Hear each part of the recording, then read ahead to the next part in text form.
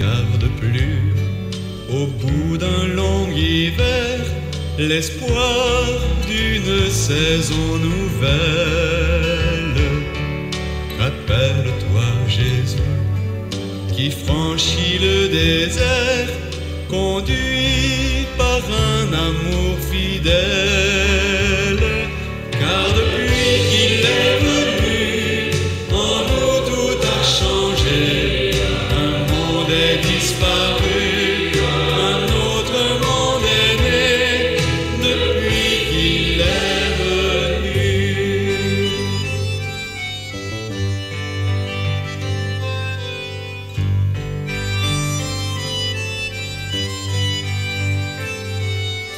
Quand tu ne trouves plus sur l'arbre de ta vie ces fruits qui pourtant devaient naître, rappelle-toi Jésus, qui vient par son esprit t'offrir la chance de renaître.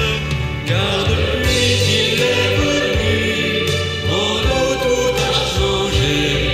Un monde est disparu, un autre monde est né, depuis qu'il est venu.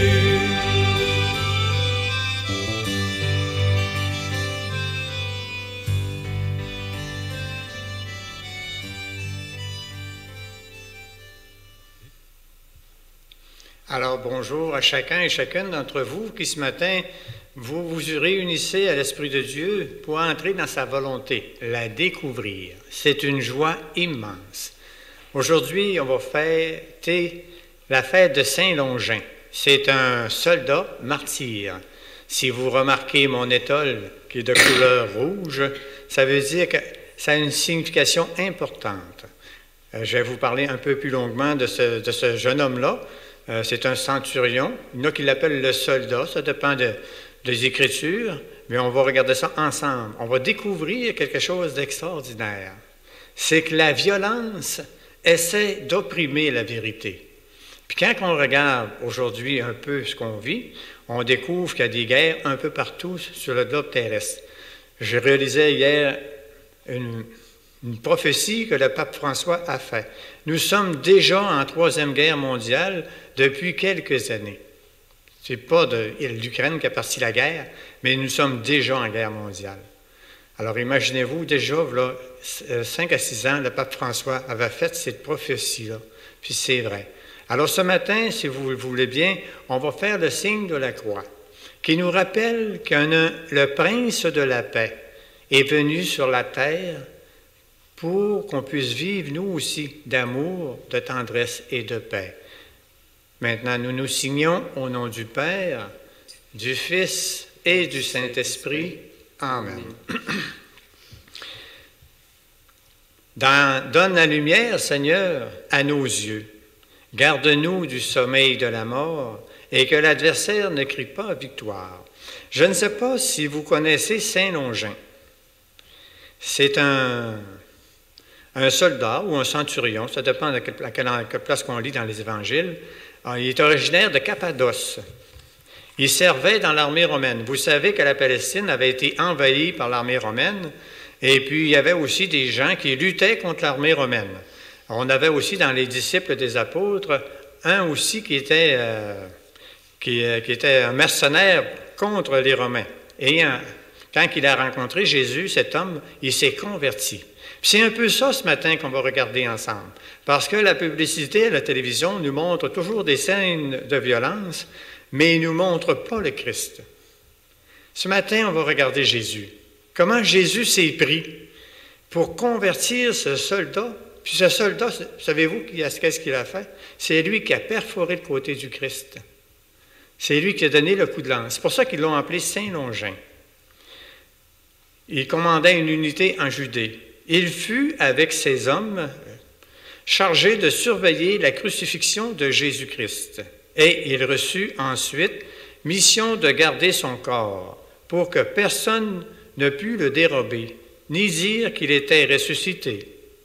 Et il se serait converti à la vue des prodiges qui ont accompagné la passion du Christ. ce qui est attesté au sujet du centurion romain par le récit évangélique canonique. À la vue du tremblement de terre et de ces événements, le centurion et ceux qui, avec lui, gardaient Jésus, furent saisis d'une grande crainte et dirent « Vraiment, celui-ci était Fils de Dieu. » Selon cette tradition, Longin, qui aurait, après sa guérison, passé sa vie à diffuser la parole évangélique dans le monde, serait arrivé à Mantoue, en Italie, où il aurait subi le martyre. En 804, le pape Léon III confirma l'authenticité de ces reliques. Au Xe siècle, ils durent être cachés alors que les Hongrois approchaient de la ville pour s'en emparer. C'est en 1048 que l'apôtre Saint-André serait apparu à un mendiant nommé Adalberto, lui révélant où avaient été murées les précieuses reliques. Depuis lors, elles sont conservées dans la crypte de l'église de Saint-Andrea de Mantoue. Vous voyez, j'ai 2 roses. Ils ont des épines, bien sûr, mais pourquoi 2 roses? Une pour les soldats, puis une pour les victimes. Jésus a été une victime volontaire, il a donné sa vie pour que vous puis moi, on puisse vivre heureux dans la paix et dans la joie. Alors maintenant, je vais déposer ça sur la parole de Dieu, parce que Jésus s'est fait chair, mais les apôtres, ils ont écrit.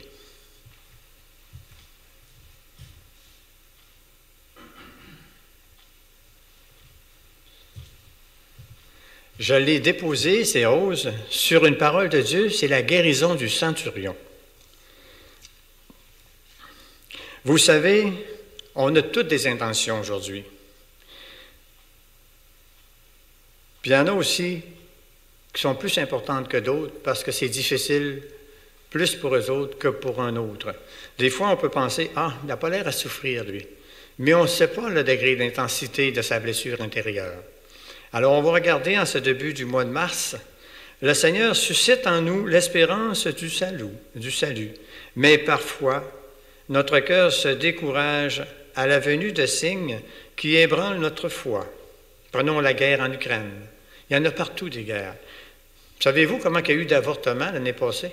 Ici, juste au Canada, on dit qu'on manque d'enfants. 91 000 enfants avortés. Imaginez-vous les mamans qui ont subi ça.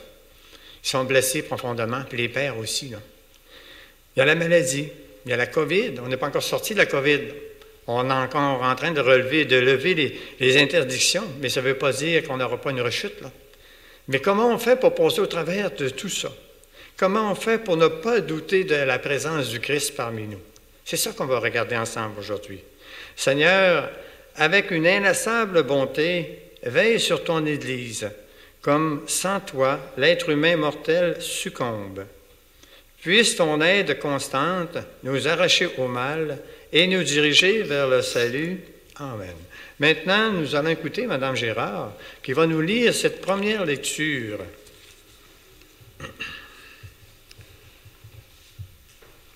Lecture du livre du prophète Isaïe. Écoutez la parole du Seigneur, vous qui êtes pareils aux chefs de Sodome. Prêtez l'oreille à l'enseignement de notre Dieu.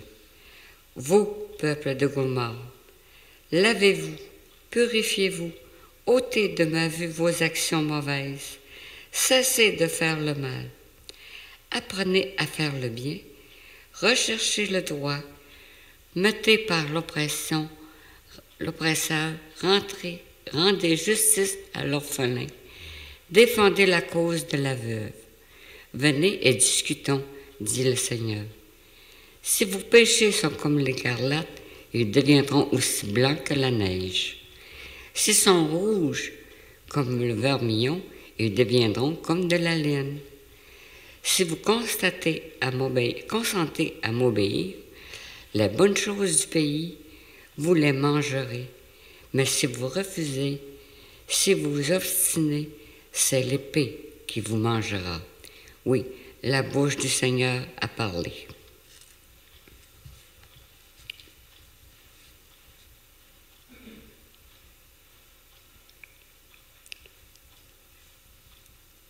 À celui qui veille sur sa conduite, je ferai voir le salut de Dieu. À celui qui veille sur sa conduite, je ferai voir le salut de Dieu. Écoute mon peuple, je parle. Israël, je te prends à témoin. Je t'accuse pas pour tes sacrifices. Tes holocaustes sont toujours devant moi. À celui qui veille sur sa conduite, je ferai voir le salut de Dieu. Vais-je manger la chair des taureaux et boire le sang des béliers? Offre à Dieu le sacrifice de l'action de grâce. Accomplis tes vœux envers le Très-Haut. À celui qui veille sur sa conduite, je ferai voir le salut de Dieu. Qu'as-tu à réciter mes lois, à garder mes alliances à la bouche, toi qui m'aimes, toi qui n'aimes pas les reproches et rejettes loin de toi mes paroles? À celui qui veille sur sa conduite, je ferai voir le salut. Voilà ce que tu fais. Garde-toi le silence. Penses-tu que je suis là comme toi, qui offre le sacrifice d'action de grâce? Celui-là me rendra gloire. À celui qui veille sur sa conduite, je ferai voir le salut de Dieu. Ta parole, Seigneur, est vérité, et ta loi, délivrance. Ta parole, Seigneur, est vérité, et ta loi, délivrance. Rejetez tous les crimes que vous avez commis. Faites-vous un cœur nouveau et un esprit nouveau. Ta parole, Seigneur, est vérité, et ta loi, délivrance. Le Seigneur soit avec vous. Et avec votre esprit. Évangile de Jésus-Christ selon saint Matthieu. Gloire à toi. En ce temps-là, Jésus s'adressa aux foules et à ses disciples, et il déclara: Les scribes et les pharisiens enseignent dans la chair de Moïse. Donc, tout ce qu'ils peuvent vous dire, faites-le et observez-le, mais n'agissez pas d'après leurs actes, car ils disent et ne font pas. Ils attachent de pesants fardeaux, difficiles à porter, et ils en chargent les épaules des gens. Mais eux-mêmes ne veulent pas les remuer du doigt. Toutes leurs actions, ils les font pour être remarqués des gens. Ils élargissent leurs phylactères et rallongent leurs franges. Ils aiment les places d'honneur dans les dîners, les sièges d'honneur dans les synagogues et les salutations sur les places publiques. Ils aiment recevoir des gens le titre de rabbi. Mais vous, ne vous faites pas donner le titre de rabbi, car vous n'avez qu'un seul maître pour vous enseigner, et vous êtes tous frères. Ne donnez à personne sur terre le nom de Père, car vous n'avez qu'un seul Père, celui qui est aux cieux. Ne vous faites pas non plus donner le titre de Maître, car vous n'avez qu'un seul Maître, le Christ. Le plus grand parmi vous sera votre serviteur. Qui s'élèvera sera abaissé, qui s'abaissera sera élevé. Acclamons la parole de Dieu. Louange à toi, Seigneur Jésus. Vous pouvez vous asseoir. Quel beau texte que le Seigneur vient nous donner aujourd'hui pour parler de Saint-Longin.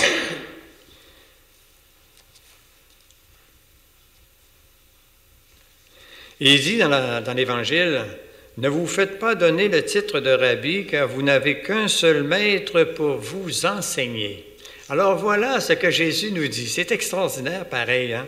Parce que samedi, là, le 12 mars, nous avons eu une parole de Jésus. Puis c'est drôle, on a tendance à l'oublier, cette parole-là, mais on va la rappeler un peu, vu qu'on fête Saint-Longin. À ce temps-là, Jésus disait à ses disciples, « Vous avez appris qu'il a été dit, tu aimeras ton prochain et tu haïras ton ennemi. » Hein? Quand on regarde l'Ukraine et la Russie, là. Eh bien, moi je vous dis, aimez vos ennemis et priez pour ceux qui vous persécutent, afin d'être vraiment les fils de votre Père qui est aux cieux, car il fait lever son soleil sur les méchants et sur les bons. Il fait tomber la pluie sur les justes et sur les injustes. En effet, si vous aimez ceux qui vous aiment, quelle récompense méritez-vous? C'est Jésus qui nous enseigne ça, là. On ne peut pas dire du revers de la main, cette page-là d'Évangile, moi je ne la prends pas. Elle ne m'intéresse pas, elle me dérange. Tant mieux si elle vous dérange, parce que c'est un beau cadeau que le Seigneur vient nous donner. Je ne sais pas si vous connaissez la Passion selon saint Longin. On connaît la Passion selon saint Matthieu, selon certains évangélistes, mais la Passion selon saint Longin, ça existe? Bien sûr, ça existe, mais c'est peu connu. Alors, je vais vous la lire pour vous montrer que Jésus n'a jamais jugé ni condamné un soldat. Au contraire, il a même été guérir ceux qui demandaient d'avoir des guérisons. On va regarder ça ensemble dans les Écritures pour découvrir Jésus. Faire attention aussi à la désinformation que la publicité, les journalistes nous présentent. Ils ne nous présentent pas le Christ, ils nous présentent des informations. Quel est le but de cette information?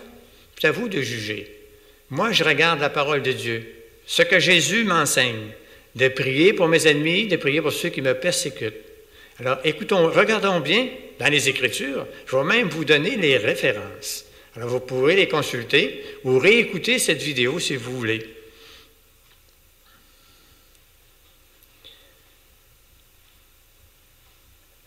Quand la Palestine avait été envahie par Rome, Jésus a guéri un serviteur malade à la demande d'un centurion.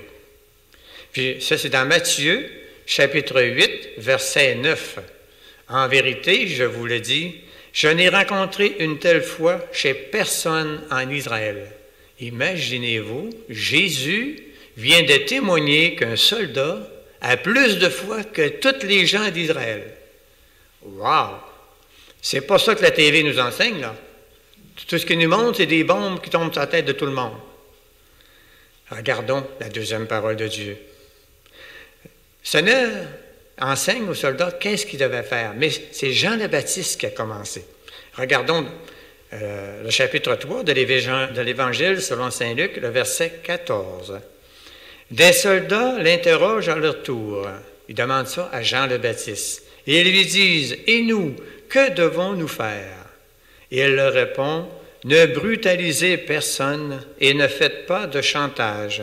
Contentez-vous de votre paye. » Je pense que ce n'est pas tout à fait ça qu'on voit aujourd'hui, la brutalité, là. On va regarder la troisième parole. On marche sur les pas de Longin. Regardez comment le Seigneur l'a préparé, cet homme, de longue date, avant qu'il se convertisse à Jésus. Il y a eu l'arrestation de Jésus. Jean, chapitre 18, verset 3. Judas prit donc avec lui des soldats de la garnison et des gardes fournis par les grands prêtres et les pharisiens. Et ils arrivent avec des torches, des lampes et des armes. Voyez-vous, Jésus s'avait voulu, là, faire longtemps que ce serait sauvé. Mais pourquoi il reste là? Regardons. Ça nous interpelle, nous autres aussi, là. Quand la violence cogne à notre porte, qu'est-ce qu'on fait? Est-ce qu'on se retourne le regard vers Jésus? On le prie? Ou bien donc, on prend les armes et on se défend? Regardons. Dans Matthieu, chapitre 27, verset 27, les soldats du gouverneur prennent Jésus avec eux dans la cour de garde et ils appellent autour de lui toute la cohorte. Savez-vous c'est combien de monde une cohorte? C'est 1000 soldats. Là-dedans, à chaque 100 soldats, il y a un centurion. Longin faisait partie, on peut dire un lieutenant, là. C'est lui qui s'occupait de ça. Il a assisté à l'arrestation de Jésus. Il a assisté aussi là, pour le préparer à avoir la flagellation. Il a vu comment cet homme se comportait. Dans Jean, chapitre 19, verset 1, « C'est alors que Pilate ordonne de prendre Jésus et de le flageller. » Ce n'est pas Pilate qui l'a flagellé, là. C'est des soldats qui se sont moqués de Jésus, là, puis qui l'ont flagellé, là. Puis Jésus, il aurait pu très bien les faire mourir là instantanément.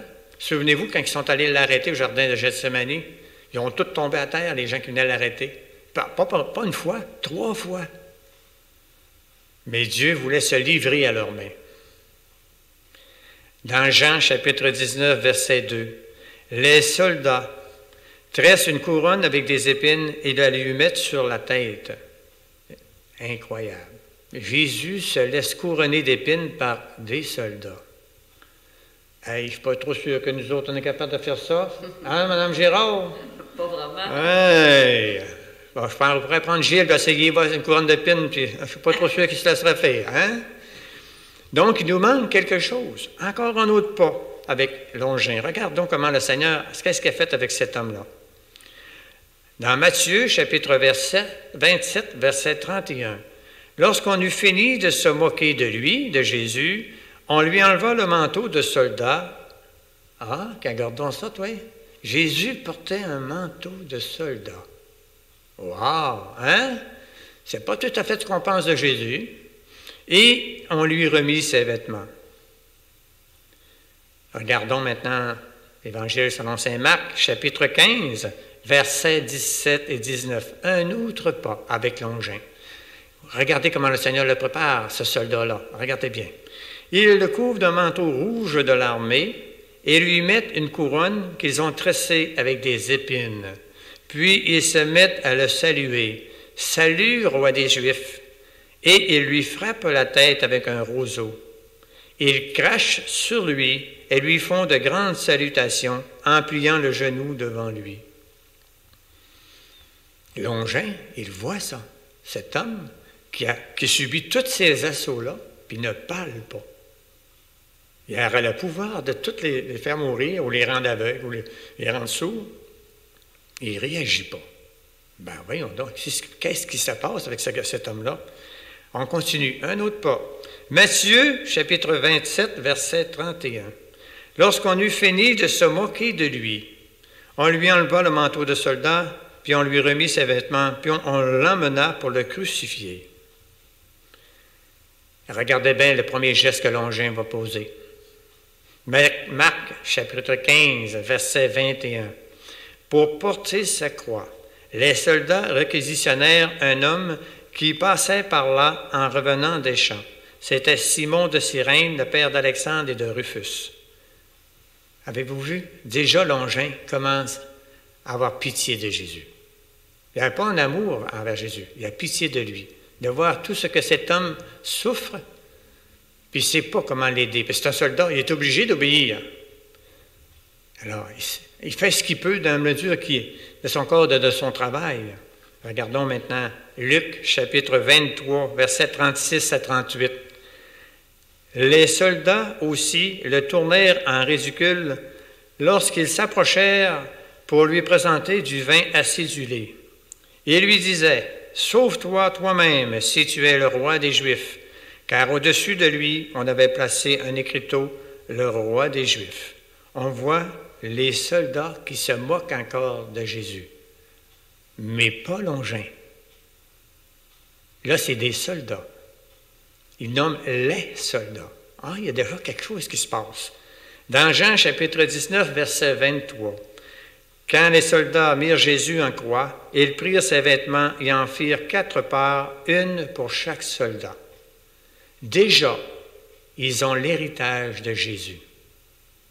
Ils ont une relique qui, aujourd'hui, beaucoup de chrétiens se battraient pour aller la chercher, cette relique-là.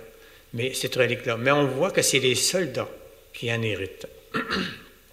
Dans Matthieu, chapitre 27, verset 44, « Et de la même façon, les bandits crucifiés avec lui l'insultaient. » Jésus, là, il est cloué sur la croix, des clous dans les mains, dans les pieds, la couronne d'épines. Les soldats se moquent de lui, puis même les bandits chaque bord de lui. Puis ils le regardent. Nous autres, ce matin, là, c'est ça qu'on fait, là. On regarde toutes les douleurs, les souffrances qu'on a vécues, la COVID, là. Nos frères, nos sœurs qui sont morts au CHSLD, là, abandonnés, qui sont morts de faim, de soif. Nous aussi, on a vécu une guerre, là. Nos petits bébés avortés, là. Ces pauvres mamans et ces pauvres enfants qui sont des martyrs. Nous aussi, on a vécu une guerre. Continuons. Un pas de plus avec Longin. Jean chapitre 19, verset 32. Les soldats s'approchèrent donc de ceux qui étaient en croix avec Jésus et brisèrent les jambes au premier, puis à l'autre. Seulement l'un des soldats, ça c'est Longin, un, quand c'est un, c'est lui enfonça sa lance dans le côté et il en sortit du sang et de l'eau. Imaginez-vous, il prend sa lance puis il rentre dans le côté gauche, puis il sort du sang et de l'eau. Ça, c'est Saint Jean qui nous rapporte ça. Tous les sacrements, le baptême, l'Eucharistie, tous les sacrements prennent naissance de ce coup de lance-là. C'est ça que l'Église nous enseigne. C'est un soldat qui a fait ça. C'est Longin. Voyez comment il y a un profond mystère dans ce qui nous entoure. Quand on est accompagné avec Jésus, on a beaucoup plus de modération, beaucoup plus de miséricorde pour ces soldats qui donnent leur vie pour défendre leur pays, même s'ils ont des agresseurs. C'est ça dans la parole qu'on lit d'aujourd'hui ce matin. Dans la lecture du livre du prophète Isaïe, « Mettez au pas l'oppresseur ». Ah, ça veut dire qu'on a un devoir de défendre notre pays. Mais il y a une façon de le faire. Regardons maintenant un autre pas de plus. Longin, quand il a eu passé le côté Jésus, regardez qu'est-ce qui s'est passé. Matthieu 27, verset 54. À la suite de ce tremblement de terre, le capitaine et les autres qui gardaient Jésus avec lui furent remplis de crainte, voyant tout ce qui arrivait, et ils disaient, « Vraiment, celui-ci était le Fils de Dieu. » Est-ce qu'on va attendre que nous autres, on ait un gros tremblement de terre qui va tout shaker les bâtisses pour se tourner vers le Seigneur? Quel sera ce tremblement de terre qui a converti Longin?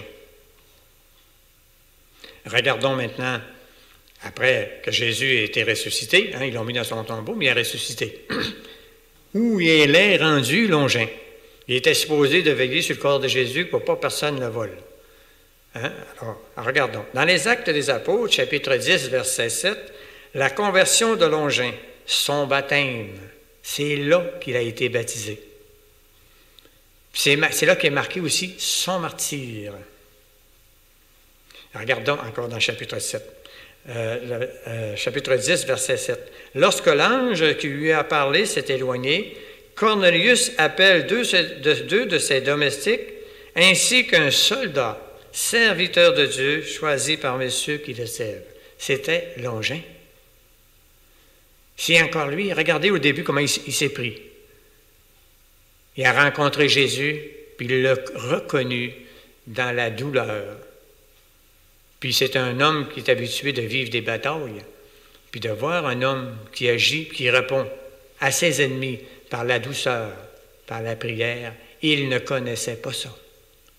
Il a appris, en voyant Jésus, comment réagir à nos ennemis, à ceux qui nous font du mal, à ceux qui nous agressent. Comment on fait? Quand on parle à un autre qui agressait l'Église, Saül, Saint Paul, vous vous en souvenez?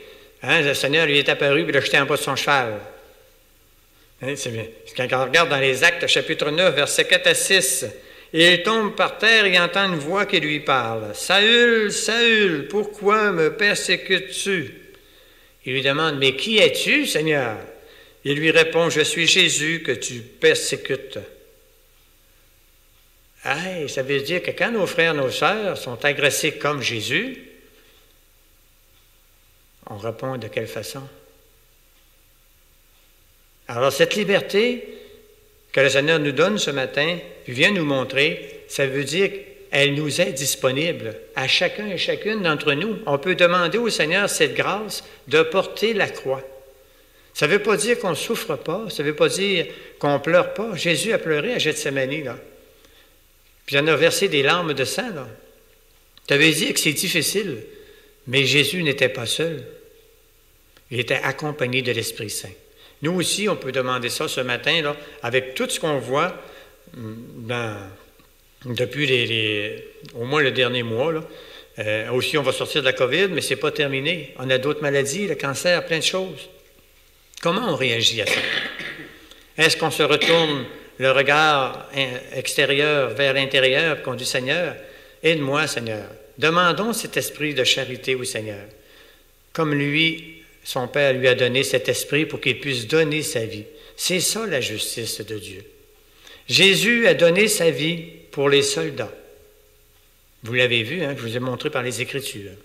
Alors, il faut faire attention de ne pas juger les soldats. Il faut faire attention de ne pas juger les gens qui sont en autorité. On va parler des policiers, on va parler de tous les gens qui ont une responsabilité civile.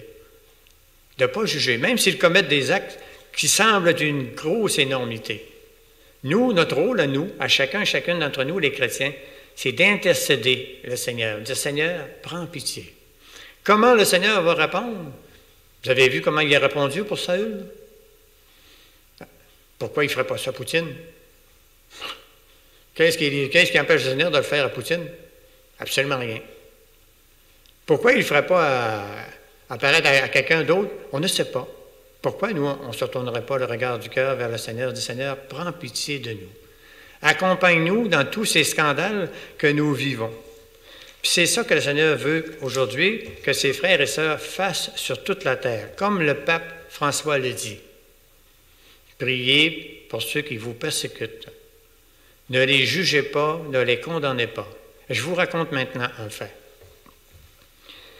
J'étais très en colère, rancunier, orgueilleux aussi, sur un geste qui m'avait été posé, qui m'avait beaucoup blessé, mais je ne savais pas comment m'en sortir. Mais j'avais appris qu'il fallait demander pardon pour les gens qui nous blessent. Alors j'ai demandé, j'ai dit, vous êtes à demander pardon, je n'ai pas fait ça correct, hein? D'accord, selon ce que tu me dis, là. Elle a refusé, cette personne-là, le pardon. Bon, ben, ce que tu veux que je te dis, elle doit, hein? Je ne suis pas à moi la convaincre, là, fait que j'ai parti. Quelques jours après, on célèbre une Eucharistie, puis durant l'Eucharistie, juste au moment de communion, le Seigneur me dit, Gilles, vu que tu ne t'es pas vengé, puis que tu as prié pour cette personne, je te donne une augmentation d'humilité et de charité. C'est beau, hein? Si je vous le raconte, là, si moi, le Seigneur m'a donné ça à moi, là, combien plus il va le donner à chacun et chacune d'entre vous? Demandez-le au Seigneur. Tu as de la misère? Demande au Seigneur. Il n'est pas à l'extérieur de nous, le Seigneur, il est à l'intérieur de nous. C'est ça que le Seigneur veut qu'on apprenne, de le rechercher à l'intérieur. Vous ne trouverez pas Dieu à l'extérieur. Vous allez trouver sa création, bien sûr. La nature, c'est beau. Ça nous appelle à regarder qu'il y a un Créateur. Mais le Créateur, il est à l'intérieur de nous pour les gens qui ont été baptisés. Et il vit en nous. Alors, puis des fois, le Seigneur me dit, Gilles, tu t'évades. Hein? Comment ça, Seigneur, je m'évade? Il dit oui. Tu veux pas venir me rencontrer à l'intérieur de toi? Tu écoutes ta TV, tu fais du Facebook, tu fais du sudoku, tu fais toutes sortes de choses. Hey, tu as bien trop raison, Seigneur. Vous comprenez? Le Seigneur, il nous aime, puis il a donné sa vie, puis c'est encore actuel aujourd'hui. Maintenant, si vous me le permettez, Jésus nous a donné une belle prière qui dit qu'on a un Père au ciel. On n'a pas 2, 3, 4, on a un seul Père. Les deux qui se chicanent, là, la Russie puis l'Ukraine, c'est 2 frères. Ils chicanent comme Caïn et Abel. Ils chicanent. Pourquoi on ne s'adresserait pas au Seigneur ce matin? On ne porterait pas ça dans notre prière, dans le Notre Père. Pour dire au Seigneur, aide-nous. Qui sait que si ce n'était pas cette prière-là qui ferait qu'il se produirait un grand changement? On ne sait pas. Vous savez qu'une avalanche, ça commence par un flocon de neige, puis ça se termine par un flocon de neige. C'est insignifiant, un flocon de neige. Une prière, c'est insignifiant, une prière. C'est comme une avalanche. Le dernier flocon de neige qui se dépose dessus, pouf, ça le fait partir. Il était comme trop. C'est pour ça que le Seigneur nous dit de prier, puis d'insister. Alors ce matin, nous allons dire, si vous me le permettez, ensemble, cette belle prière. Notre Père, qui es aux cieux, que ton nom soit sanctifié, que ton règne vienne, que ta volonté soit faite sur la terre comme au ciel. Donne-nous aujourd'hui notre pain de ce jour. Pardonne-nous nos offenses, comme nous pardonnons aussi à ceux qui nous ont offensés. Et ne nous laisse pas entrer en tentation, mais délivre-nous du mal. Amen. Oui, ça nous fait mal, ça nous fait souffrir de voir nos frères et sœurs qui souffrent comme ça. C'est un peu comme Longin qui a vu souffrir Jésus sur la croix. Il l'a vu souffrir aussi quand il a été flagellé, couronné d'épines, il a mangé des coups. Délivre-nous de tout mal, Seigneur, et donne la paix à notre temps. Par ta miséricorde, libère-nous du péché. Rassure-nous devant les épreuves en cette vie, où nous espérons le bonheur que tu promets et l'avènement de Jésus-Christ, notre Sauveur. Car c'est à toi qu'appartient le règne, la puissance et la gloire pour les siècles des siècles. Le Seigneur va encore nous parler de paix. Seigneur Jésus-Christ, tu as dit à tes apôtres, « Je vous laisse la paix, je vous donne ma paix. Ne regarde pas nos péchés, mais la foi de ton Église. Pour que ta volonté s'accomplisse, donne-nous toujours cette paix. Et conduis-la vers l'unité parfaite, toi qui règnes pour les siècles des siècles. Amen. Amen. Que la paix du Seigneur soit avec vous. Et à la maison aussi, bien sûr. On peut se donner un signe de paix, parce que c'est la paix de Jésus qu'on échange entre nous. Hein? Bonjour, la paix en arrière. Vous savez, par ces mystères qu'on vient de contempler ensemble, notre Dieu de paix accomplit un œuvre à l'intérieur de nous. À l'intérieur de chacun de nous, il y a un profond mystère. Puis on ne le connaît pas, ce mystère-là, de la mort et de la résurrection. Vous savez que vous pouvez entrer dans tout ce qui vous fait mal avec Jésus. On va pleurer des fois, oui. On va souffrir des fois aussi parce qu'on a besoin de médicaments pour enlever la douleur, c'est correct. Mais on n'est pas seul, il est avec nous. Il remplit de sa présence nos souffrances et nos douleurs. Maintenant, je dirai tes innombrables merveilles. Pour toi, j'exulterai, je danserai, je fêterai ton nom, Dieu très haut. Maintenant, nous allons faire une communion spirituelle. Mais qu'est-ce que c'est une communion spirituelle? C'est quand on est dans l'impossibilité de recevoir Jésus de façon physique, puis de s'unir à sa passion, on peut faire une communion spirituelle. Alors, c'est la prière que je vais faire tout à l'heure, elle a été composée par Magella Guérin, notre prêtre, modérateur. Voyez, là, d'habitude, je disais, voici l'agneau de Dieu qui enlève le péché du monde, mais l'agneau de Dieu, on vient d'y en parler. Vous l'avez vu où il était sur la croix. Il n'a pas résisté au mal. Il est venu sur la terre pour donner sa vie, pour que les autres aient la vie. Voilà comment Jésus réagit. Son Père a ressuscité cet homme-là. Il a vaincu la mort pour que chacun et chacune d'entre nous, on puisse aussi, nous aussi, s'unir à lui. Seigneur Jésus, au moment de te recevoir spirituellement, à ma résidence ou sacramentellement à mon Église, je veux te dire cette prière. Aide-moi à vouloir garder ta parole en moi comme un trésor. Donne-moi la faim, toujours plus grande de ta lumière et de ta miséricorde. Par ta venue en moi, viens semer des fruits qui te ressemblent, des fruits de paix, de force, de miséricorde, de confiance, de réponse de plus en plus grande à ton amour. Je te prie aussi, Seigneur, ce matin, pour toutes les guerres, comme le pape François nous montre, qu'il y a dans le monde, pour tous ces frères et sœurs qui sont agressés, Seigneur. Donne-leur ton esprit. Donne-leur cette joie d'entrer avec toi dans cette mort où on te rencontre, où toi, Seigneur, tu peux faire exploser ta résurrection. Et je te le demande pour moi aussi, Seigneur, je le demande aussi pour chacun et chacune d'entre nous. Nous allons écouter un chant. Ne descends pas dans le jardin où Jésus, on faut vous asseoir, Mme Girard. Nous allons écouter ce chant en entier. Puis nous allons faire une communion spirituelle. On va se dire ensemble, Seigneur, viens dans ma vie, viens m'aider moi aussi à te ressembler davantage. Alors écoutons ce chant.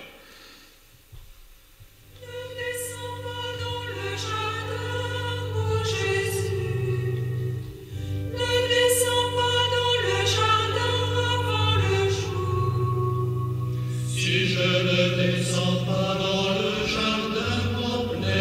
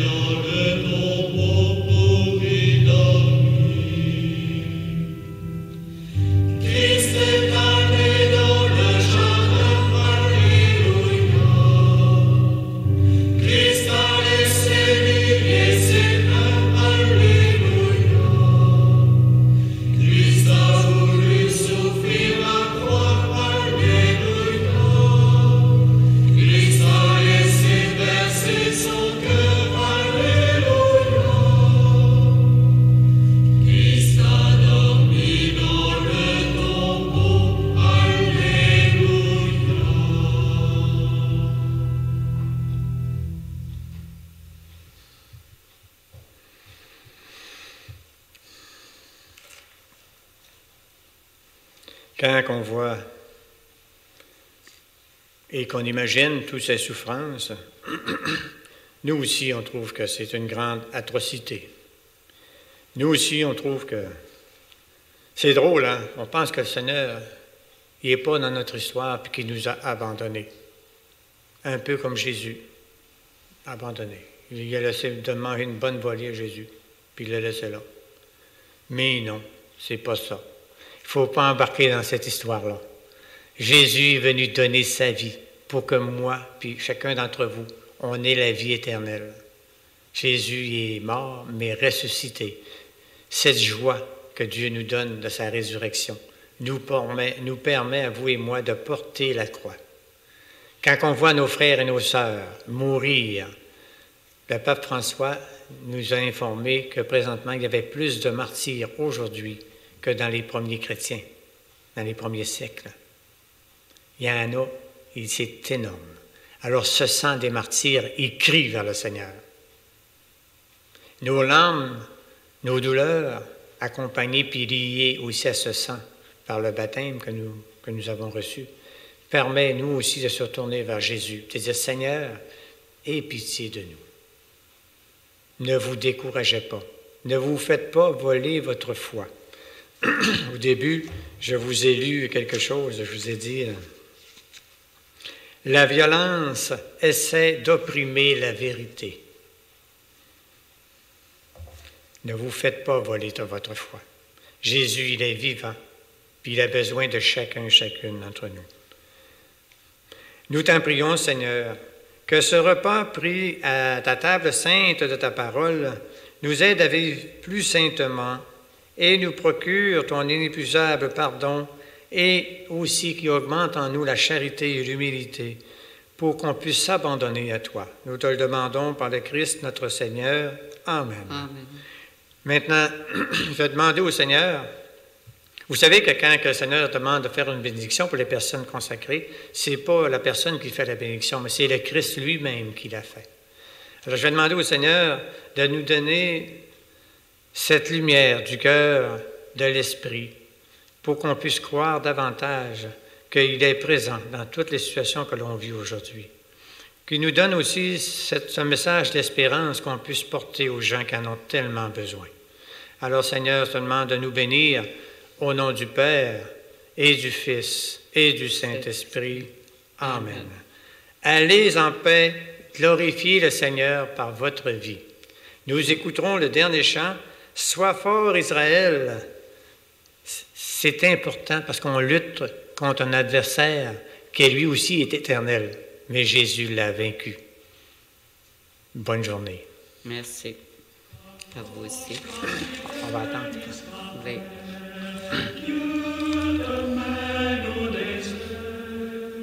C'est lui dont le bras souverain ouvrit dans la mer un chemin sous tes pas. Oublie les soutiens du passé, en lui seul t'en as pris. C'est lui comme un feu dévorant qui veut aujourd'hui se creuser pour ta foi. Il